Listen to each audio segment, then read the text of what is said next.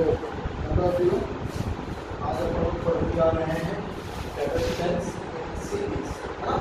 तो जैसे कि आप लोगों ने 10th क्लास में पढ़ा था रेजिस्टर्स, और अपन लोगों ने रेजिस्टर्स को दो तरीके से कनेक्ट किया था, resistance in series and resistance in parallel के फॉर्म में। वैसे ही आज अपन कैपेसिटर्स को कनेक्ट करेंगे, capacitors in series and capacitors in parallel के फॉर्म में, है ना। तो एक सर्किट बनाता हूँ मैं आप लोगों के लिए। सपोज ये आपकी बैटरी हो गई with positive and negative terminal with some potential V।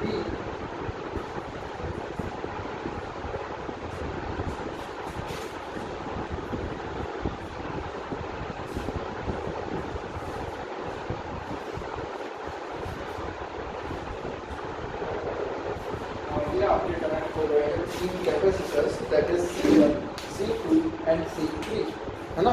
इसको मैं नेम कर देता हूँ इसकी C1, C2 एंड C3। चलो नाउ ये जो नेगेटिव टर्मिनल है वो इस प्लेट के साथ डायरेक्टली कनेक्टेड है। तो जब डायरेक्टली कनेक्टेड रहेगी तो यहाँ पे इंट्रोड्यूस हो जाएंगे नेगेटिव चार्जेस, क्योंकि ये डायरेक्टली कनेक्टेड है विद नेगेटिव टर्मिनल। और ये वाली जो प्लेट है ये पॉजिटिव टर्मिनल के साथ डायरेक्टली कनेक्टेड है, तो यहाँ पे इंट्रोड्यूस हो जाएंगे आप लोगों के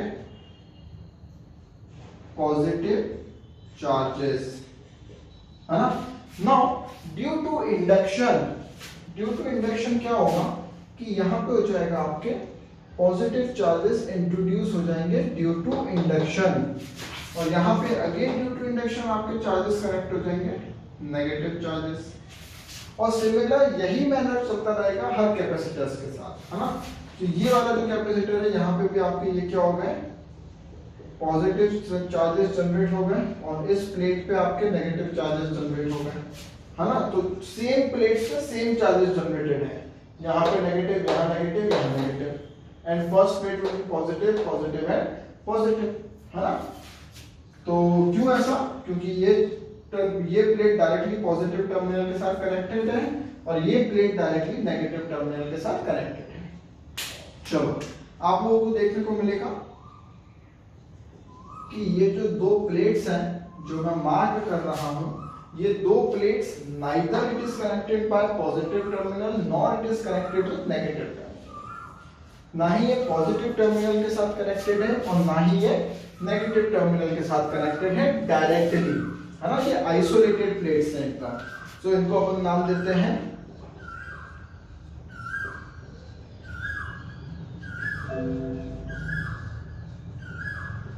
आइसोलेटेड प्लेट्स। क्यों? क्योंकि ये जो प्लेट्स है डायरेक्टली किसी के साथ भी कनेक्टेड नहीं है ना। और जब भी आप लोगों को पता है कि करंट अगर पॉजिटिव टर्मिनल से नेगेटिव टर्मिनल फ्लो होगा और बीच में कॉन्जिक्यूटिवली कैपेसिटर्स या कॉन्जिक्यूटिवली रेजिस्टर्स लगे रहेंगे, तो डिफरेंस किस में आएगा? उसके पोटेंशियल में डिफरेंस आएगा। पोटेंशियल में डिफरेंस क्यों आएगा? क्योंकि आधे पोटेंशियल यहाँ पे स्टोर हो जाएगा, कुछ पोटेंशियल यहाँ पे स्टोर हो जाएगा, कुछ पोटेंशियल C3 में स्टोर हो जाएगा, है ना। तो जब भी अपन कैपेसिटर्स को सीरीज में कनेक्ट करेंगे, सीरीज में कनेक्ट करना मतलब क्या होता है? कॉन्जिक्यूटिवली एक के बाद एक के बाद एक के बाद एक, है ना। तो उसके पोटेंशियल में क्या आएगा? चेंज आएगा। तो अपना ये जो फर्स्ट कैपेसिटर है इसके अलोंग जो पोटेंशियल हो जाएगा वो हो जाएगा आपका V1, इसके अलोंग जो पोटेंशियल है वो हो जाएगा आपका V2, और इसके अलोंग जो आपका पोटेंशियल रहेगा वो हो जाएगा आपका V3। नाउ जो टोटल पोटेंशियल हो गया वो हो गया V, that is V1 plus V2 plus V3। तो ये क्या हो जाएगा? आपका टोटल पोटेंशियल, है ना। तो अगर यहां से मैं आपकी कोशिश करूं कैपेसिटेंस निकालने की, तो ये क्या हो गया? C1 is equals to Q, charges तो सेम ही रहेंगे, है ना। तो Q upon V1, C2 will be equals to Q upon V2,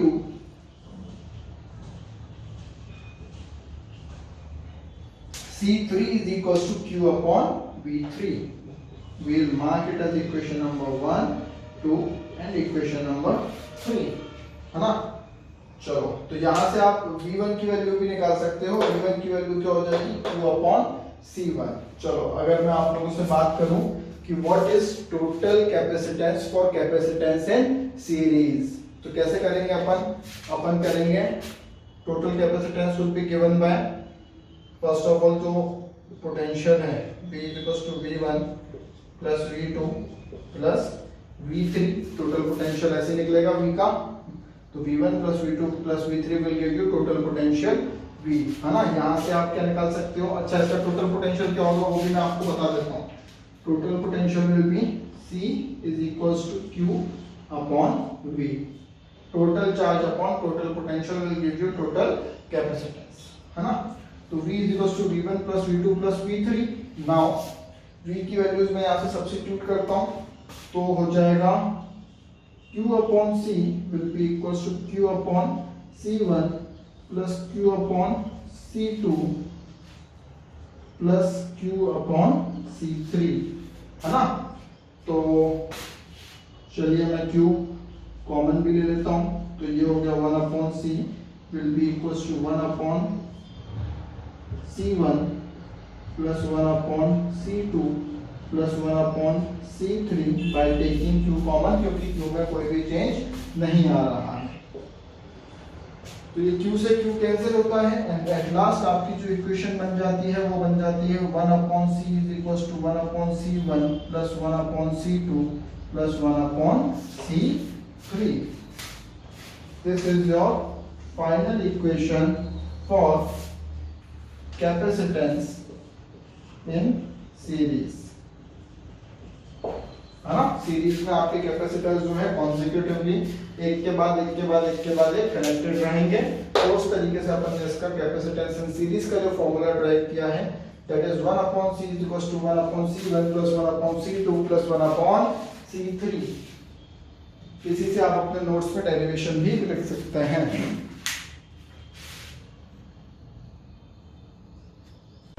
अभी अपन लोगों ने पढ़ा कि अपन कैपेसिटेंस को सीरीज में कैसे कनेक्ट करते हैं। अब अपन पढ़ने जा रहे हैं कि अपन कैपेसिटेंस को पैरेलल में कैसे कनेक्ट करते हैं। तो अभी मैं आप लोगों के लिए एक और सर्किट डायग्राम बनाता हूँ with negative and positive terminals. इस बैटरी का पोटेंशियल है V, लेकिन यहाँ पे इस पर्टिकुलर पॉइंट से आपका करंट जो है, या फिर ऐसा कह लो कि आपके जो चार्जेस हैं वो चार्जेस यहाँ से क्या हो जाते हैं, डिवाइड हो जाते हैं इनटू 3 सेक्शंस, है ना।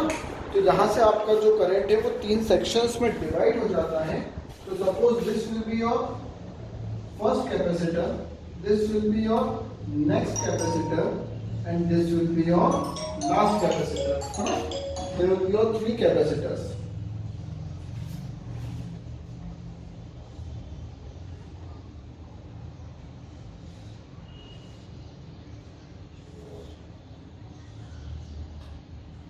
एज सच आप लोग देख पा रहे हैं कि यहाँ पे जो है इस पर्टिकुलर पॉइंट से आपके चार्जेस जो है डिवाइड हो रहे हैं, और ये वाला जो टर्मिनल्स है, ये वाली जो प्लेट्स है वो नेगेटिव टर्मिनल से अट्रैक्टेड है या डायरेक्टली कांटेक्ट में है।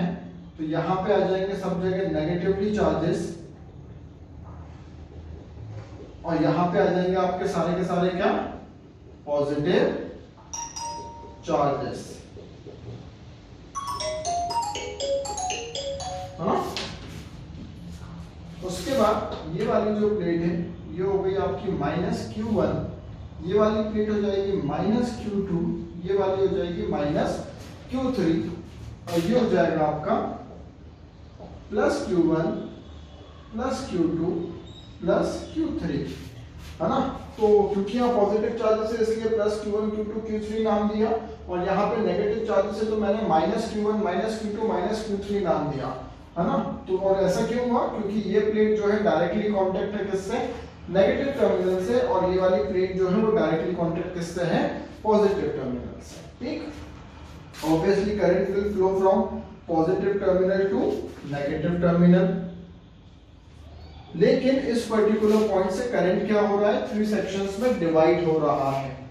तो आपके जो चार्जेस हैं वो क्या हो रहे हैं, डिवाइड हो रहे हैं, इसलिए चेंज किस में आ रहा है, चार्जेस में आ रहा है, और जो टोटल चार्जेस होंगे that will be equals to Q1 plus Q2 plus Q3, है ना। तो अपन लोगों को पता है कि ये वाला जो कैपेसिटर है दैट इज C1, ये वाला कैपेसिटर इज C2, ये वाला कैपेसिटर इज C3। तो आपका C1 क्या होता है, C1 will be equals to Q upon V1, sorry V, क्योंकि पोटेंशियल में कोई भी चेंज नहीं आ रहा, जो चेंज आ रहा है वो चार्जेस में आ रहा है, यहाँ से चार्जेस डिवाइड हो रहे हैं, पोटेंशियल में चेंज नहीं आ रहा, है ना। तो C2 is equals to Q2 upon V, C3 is equals to Q3 upon V, ठीक है। अगर यहाँ पे ऐसा हो गया और ये Q1, Q2, Q3 आप लोगों को टोटल चार्जेस देगा, ठीक। तो यहाँ पे Q1 की वैल्यू क्या निकल के आ जाएगी आपकी, Q1 is equals to C1V,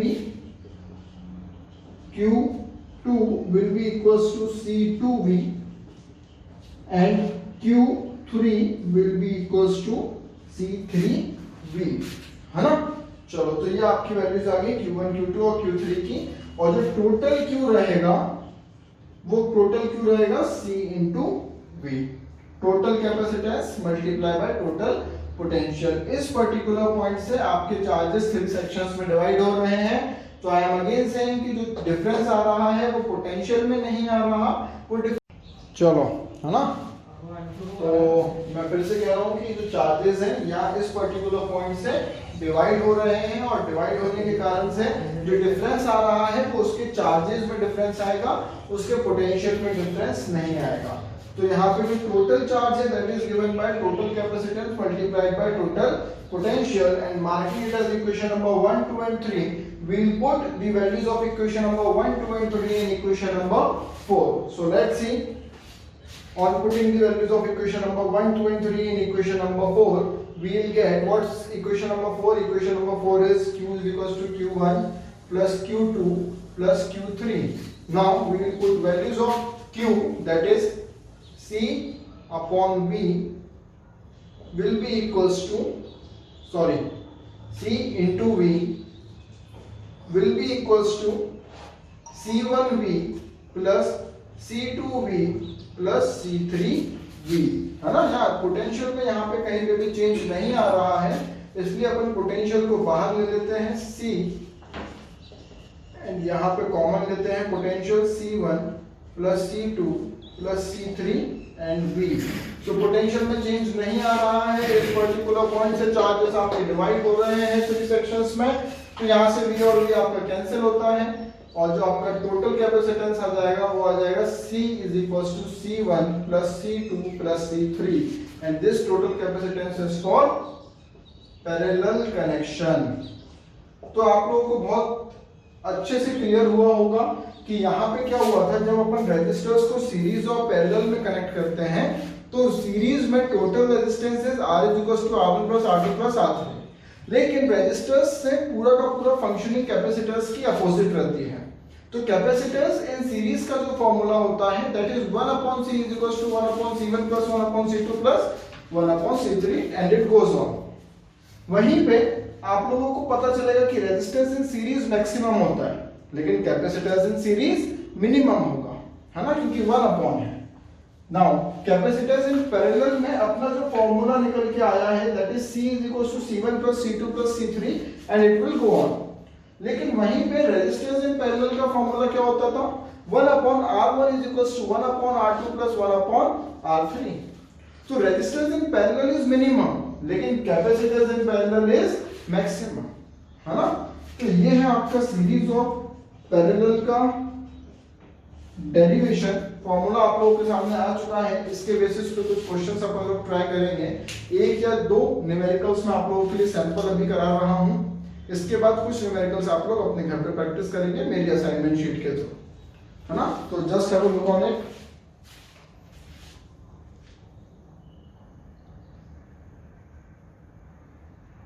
चलो एक सैंपल न्यूमेरिकल आप लोगों के लिए अपन प्रैक्टिस के लिए सैंपल न्यूमेरिकल ट्राई करते हैं। तो मैंने आप लोगों के लिए क्वेश्चन इस तरीके से डिज़ाइन किया है कि आप लोग अपन लोगों ने कैपेसिटेंस पार्ट 1 में और कैपेसिटेंस पार्ट 2 में जो कुछ भी पढ़ा है वो सारी की सारी चीज़ें अपन इस क्वेश्चन में अप्लाई करते हैं, है ना। तो इस क्वेश्चन में बोला क्या गया है, सबसे पहले मैं आपको वो समझाता हूँ। सबसे पहले आपका जो 24 वोल्ट की बैटरी है या सेल है, उससे आपका करंट सप्लाई होगा, और सप्लाई होने के बाद ये जो अपना फर्स्ट कैपेसिटर है 2 माइक्रोफैराड है, इसके पास 2 म्यू एफ, इसके पास आपका करंट जाएगा, और कुछ चार्जेस 12 म्यू एफ और 6 म्यू एफ के पास भी जाएंगे। ये सारे कैपेसिटर्स क्या करेंगे, चार्जेस को अपने अंदर स्टोर कर लेंगे, और बी पॉइंट से, यहां से बी पॉइंट से आपका जो करंट है वो सर्कुलेशन चालू करेगा, है ना, सर्कुलेशन कंप्लीट करेगा। तो सबसे पहला अपन को इस क्वेश्चन, ये आपको डायग्राम समझ में आ गया होगा, है ना। 24 वोल्ट का आपका सेल है। सबसे पहली चीज आपको निकालनी है capacitance between point A and point B. तो पॉइंट ए और पॉइंट बी में टोटल कैपेसिटेंस कितना है, सबसे पहले वो आप लोगों को निकालना है। तो मेरे ख्याल से अगर आप लोग देख पा रहे होंगे कि पॉइंट ए से चार्जेस जो है डिवाइड हो रहे हैं, तो मतलब फर्स्ट ऑफ ऑल आपका जो पहले के दो कैपेसिटर्स हैं, C will be equals to, sorry, 1 upon C will be equals to 1 upon C1 plus 1 upon C2, क्योंकि ये C1 और ये जो C2 है ये आपस में कैसे कनेक्टेड है, सीरीज में कनेक्टेड है। तो 1 upon C will be equals to 1 upon 12 plus 1 upon 6। तो 1 upon C जो मेरे ख्याल से आप लोगों का आना चाहिए वो आएगा 1 upon 4। तो यहां से C जो आपका आया वो आया 4 माइक्रोफैराड। लेकिन वो C1 और C2 का टोटल कैपेसिटेंस था। अब ये जो 4 माइक्रोफैराड है ये आपका C3 के साथ पैरेलल में कनेक्टेड है ना। चलो करके देखते हैं, पैरेलल में अगर कनेक्टेड है तो ये जो टोटल कैपेसिटेंस निकल के आया है, सपोज मैं इसको नाम दे रहा हूं C डैश, तो जो आपका नया फाइनल कैपेसिटेंस रहेगा वो क्या रहेगा, C डैश प्लस C3, है ना। जो ये टोटल जो अपना ये C1 और C2 को ऐड करने के बाद जो अपना कैपेसिटेंस निकला है, अब वो इसके साथ पैरेलल में कनेक्टेड है C3 के साथ, क्योंकि चार्जेस जो है दो जगह से डिवाइड हो रहे हैं, है ना। तो ये अपने पास नया कैपेसिटेंस निकल के आया 4 प्लस 2। तो जो टोटल कैपेसिटेंस अपने पास निकल के आया वो निकल के आया 6 म्यू एफ, या फिर ऐसे कह लो 6 माइक्रोफैराड, है ना। ये आपके पास टोटल कैपेसिटेंस था। इसका मतलब आपका जो पहला पार्ट है क्वेश्चन का वो कंप्लीट हो जाता है, और अपना total capacitance between point A and B, point B निकल के आ गया, है ना। अब उसमें बोला है find the charges on 3 capacitors. उसमें बोला है find the charges on the 3 capacitors. तो सबसे पहले मैं टोटल चार्ज निकालता हूं, है ना। टोटल चार्ज कैसे आएगा, टोटल चार्ज निकल के आएगा Q is equals to C into V। Now what will your total capacitance, that is 6, and what will be your total potential, that is 24, है ना। तो 24 into 6 जब आप करेंगे तो आपका टोटल चार्जेस निकल के आ जाएंगे, that is 144। अब यहाँ पे म्यू फैराडे है, तो यहाँ पे भी जो आंसर आएगा वो आएगा म्यू कूलम्स में।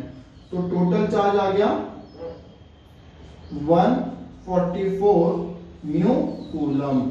ये आपका टोटल चार्ज आ गया, लेकिन ये आपको निकालना नहीं था, आपको निकालना था कि 3 कैपेसिटर्स के अलोंग चार्जेस क्या हैं, है ना। चलो अब अपन वो निकालते हैं। चलो सबसे पहले अपन निकालते हैं कि 2 माइक्रोफैराड के अलोंग टोटल अपना चार्जेस क्या रहेंगे, है ना। तो charges Q is equals to C into V। Q is equals to C क्या है 2 into V क्या है आप लोगों का 24।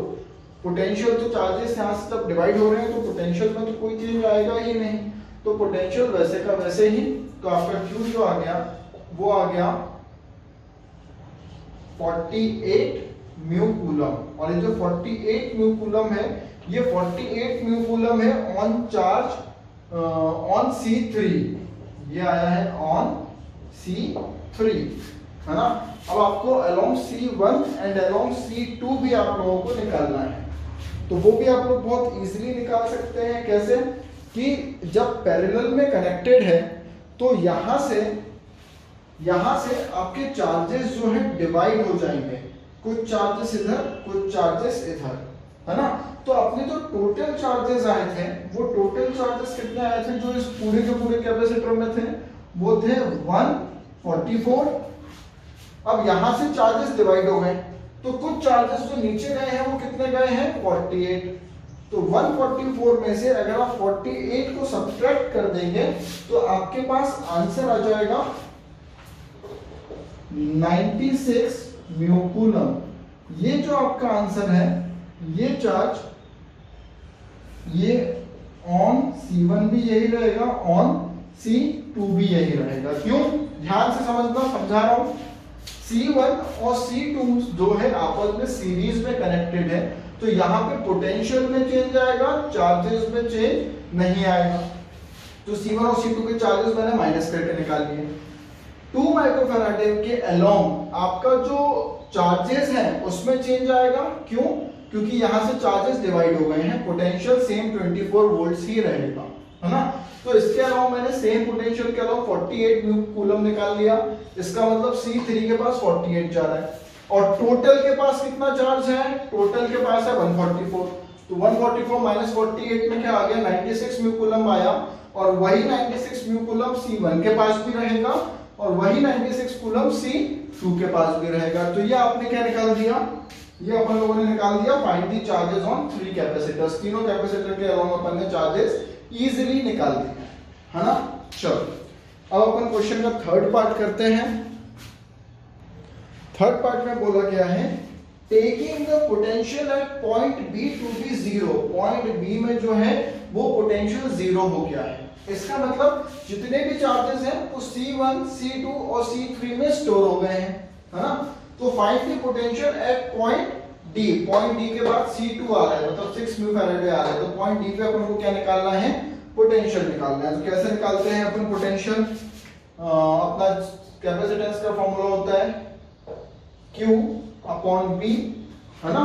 और यहां से अपना V का फॉर्मूला हो जाएगा Q अपॉन C, है ना। तो अपन ने पढ़ चुका है कि 6 माइक्रोफैराडे के अलोंग अपने चार्जेस कितने थे, अगर आपको याद हो तो अपने चार्जेस थे 96, है ना, अपॉन आपका कैपेसिटेंस क्या है 6।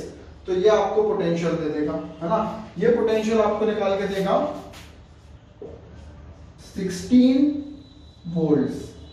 ये आपको क्या पोटेंशियल निकाल के देगा 16 वोल्ट्स। मतलब पॉइंट डी के अलोंग जो आपका पोटेंशियल है वो कितना है 16 वोल्ट्स, है ना।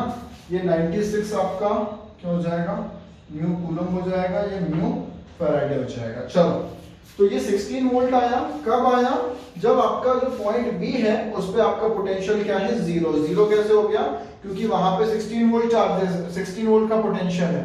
मतलब जो भी आपके टोटल चार्जेस है वो आइदर C1 के पास है या C2 के पास है या C3 के पास है। तो ये चार्जेस क्या है, सब जगह स्टोर हो चुके हैं, इसलिए पॉइंट बी पे आपका पोटेंशियल जीरो है। और पॉइंट डी के बाद जो है C2 आ रहा है, तो जितना C2 के पास पोटेंशियल रहेगा उतना ही पॉइंट डी के पास पोटेंशियल रहेगा, क्योंकि इन दोनों के बीच में कुछ भी नहीं लगा, कोई सा भी आपका अप्लायंस कनेक्टेड नहीं है। तो मैंने पॉइंट डी के अलोंग पोटेंशियल निकाल दिया 16 वोल्ट। और यहाँ पे आपका क्वेश्चन नंबर 1 का पार्ट 3 भी कंप्लीट होता है ना। चलो बाकी आप लोगों के जितने भी न्यूमेरिकल्स रहेंगे मेरी असाइनमेंट शीट में मैं आपको कुछ प्रैक्टिस के लिए न्यूमेरिकल्स दूंगा। ये न्यूमेरिकल होप सो आप लोगों को समझ में आ गया होगा। Thank you.